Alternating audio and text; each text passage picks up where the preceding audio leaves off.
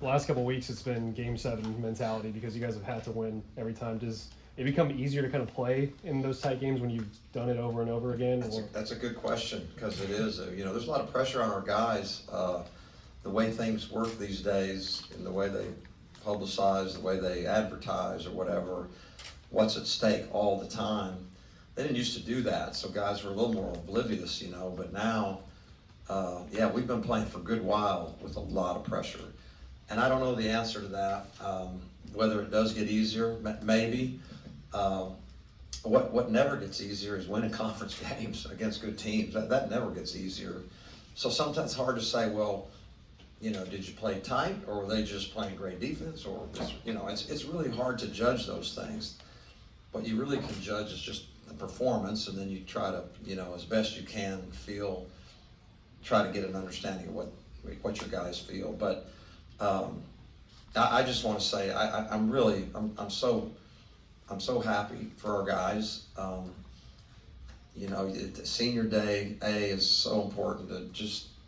It's not the end of the world, but you just want to give them a great feeling on the last day, and especially with what's at stake for us, an undefeated home season. Herman said that we did that in 17, so that's twice, but the last time before that was 1956. So that's I want those guys to feel they did something that's, pretty monumental at this school, not since 56, other than 2017 when we did it. And I want them to feel that, and I wanted them to, accomplish that today. And obviously the game was in doubt, to say the least. And Tulane is really good.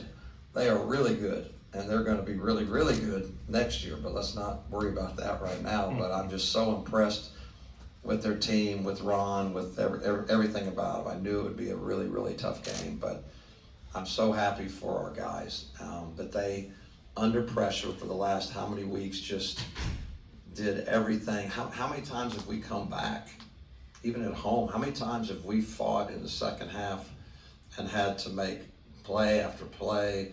Look at our Cincinnati game, look at Houston game, just you name it. It wasn't like some easy breezy, every time we're up 15 the whole way and we celebrate at the end. These guys have had to dig down incredibly, and it's what I've been saying. I'm a broken record, but these are some competitive guys. I'm also really appreciative of our fans. They've it caught fire. They've been fantastic. They are a big part of this win streak. Our students, man, I don't know what we do without them, but they're coming out in full force, and they call it Moody Magic. I don't think it's magic. I think it's people get in there and they create some electricity, which we need sometimes when our batteries are a little down. We need somebody else supplying some, and they definitely have done that. So I'm really appreciative of our crowd and our fans, and particularly students. You talk about the pressure, Coach, that's unavoidable with knowing about the bubble scenarios. What's your mentality with how you approach that with your team? Do you talk about that, or no, never? But I know they're not. I know that they pretty much know. And I also, the fool's gold thing. And I will say this: the whole thing's fool's gold. By the way, it's like, where are you? Well, you're in and you're out, and you're in and they're barely in and they're barely out. And the truth is, those are all lies. Okay. First of all, that's not the committee. The committee is not telling, and the committee is going to secretly figure it out. So they're prognosticators. Second of all, well, you're not really in if you lose the next two games. I don't mean us right now, but I'm saying 2 weeks ago, we're in. Well, then you lose 3 in a row. Well, you're not in. So why would we bother talk about 2-3 weeks ago, whether we're in or whether we're out? It just seems ridiculous to me. The whole thing's ridiculous to me. But the media, you wonderful people, and it becomes a sport. It becomes a sport of who's in, who's out, and none of it's true. But it does create a pressure, and our guys, I never talk about it. I never bring up, did you know that we're 2 in or 3 out, or did you guys? No. We say, look, we're playing in Game 7 every night, period. That's what we're doing. we don't have margin of error. We have a lot we want to accomplish. Part of it was trying to win the conference championship. We were in game 7 for about the last whatever, right? Trying to win the league, and we ended up, losing by a game, I guess. And so we didn't quite get that done. Proud to get second, would have been more proud to get first, but that was game 7 for us. That was one of our goals, try to win the conference. So they felt that. I honestly, I tried to make it more about that than the other, but they're smart. They know what's going on. They know what's at stake. And I think while they do feel pressure, and at times they might have some tightness, it also brings out, which I think is the most beautiful thing in sports, it brings out their ultimate competitive fight to see how deep a player or a team will reach to just refuse to get beat.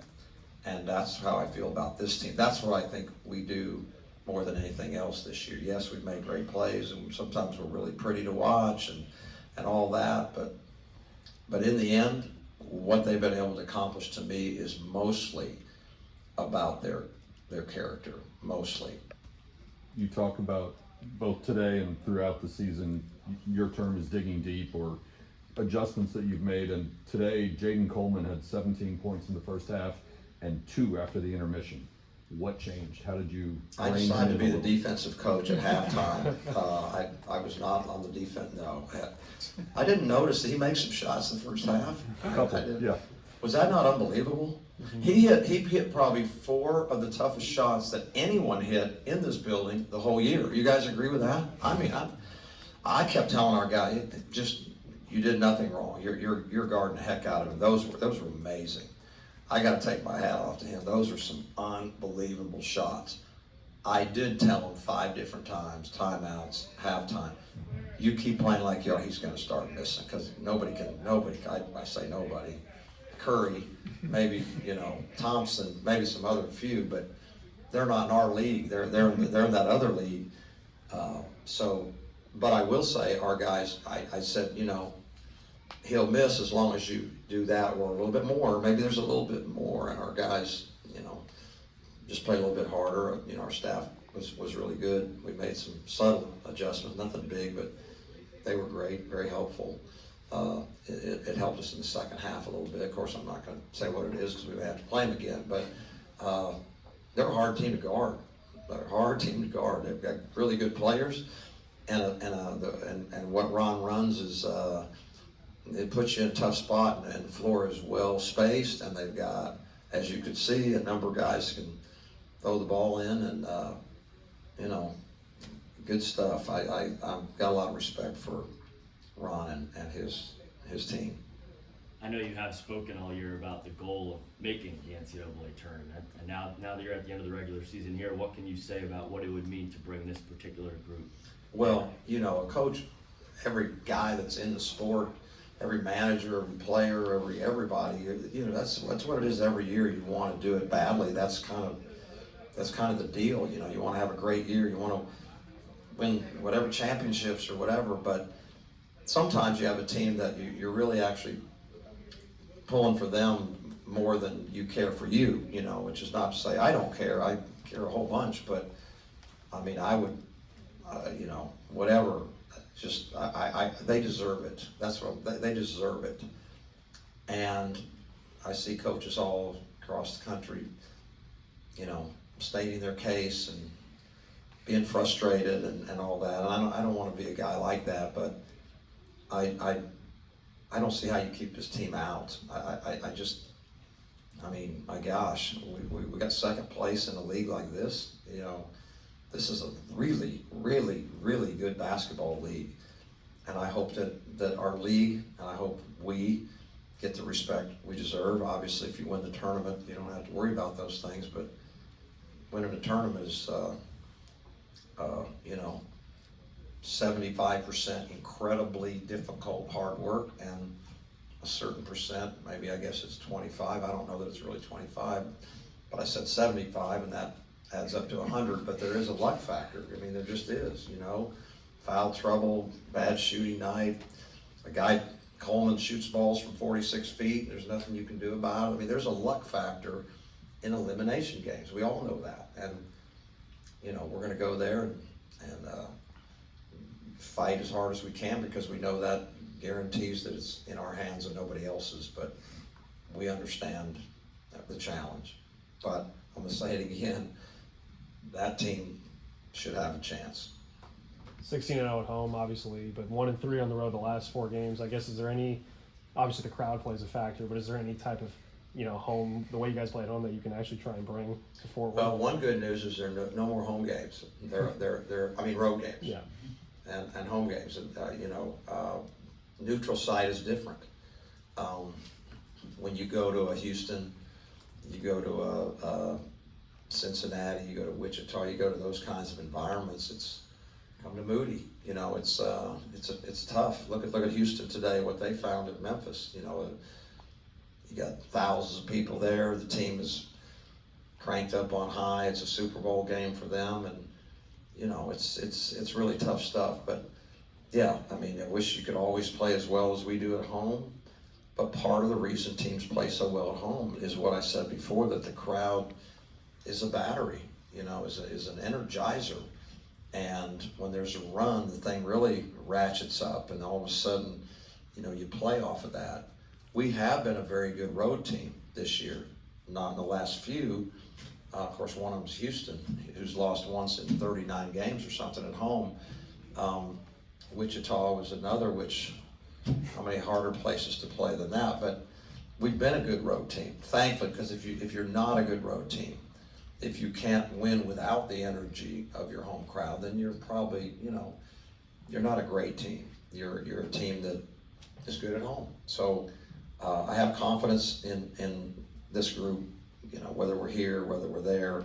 Of course, it's great to play at home, but neutral site, different feeling for everybody. It's a different little bit of psychology, because everyone now is in elimination. You know, it is elimination. It's game 7 for everyone. How did you handle that? How does it feel? Sometimes guys respond to that. Sometimes they can get a little tight. And I hope that we go in there very, very motivated, but very relaxed at the same time. I think that's important. Confident is the right word. You said after the last game that you thought you would be particularly emotional on senior day. What was it like for you walking off the Moody Coliseum floor for the last time with that senior class, and then in the locker room after the game? What was that like for you? Yeah, it's hard. I love those guys. I love our team.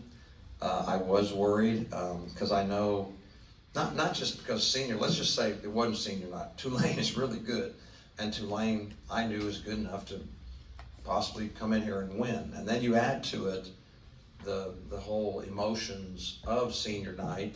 You never know how that goes. I'm always fascinated to watch across the country senior. Some teams play crazy good. Sometimes it's like, wow, what an upset. You probably saw some yesterday, but so you never know how that's going to go. But it is very, very emotional to me. It always is. I'm very sentimental by nature, too much. I wish I wasn't, but I am. So, you know, it's sad, but it would have been really sad had we lost the game, and I would have felt like, you know, I mean, as a coach, you always feel like you're a main part if things don't go well. I just always feel like, well, I should have done this. So I felt the pressure to make sure, you know, we as a staff, myself as a coach, did everything to give them a chance to win. But, you know, I don't know how many, at the same time, I will say in this strange COVID era, you know, some of them are definitely seniors. You know, some are definitely not coming back. They are out of eligibility, and then others possibly can, and I'm certainly not wanting to talk about to them or anyone about that. We're playing this year, and whatever's best for them next year. But so it's also strange in these days to not, the old days you just knew, like it's done, you know, but now there's a little bit of gray there, so that makes it a little bit different. Thank you guys very much.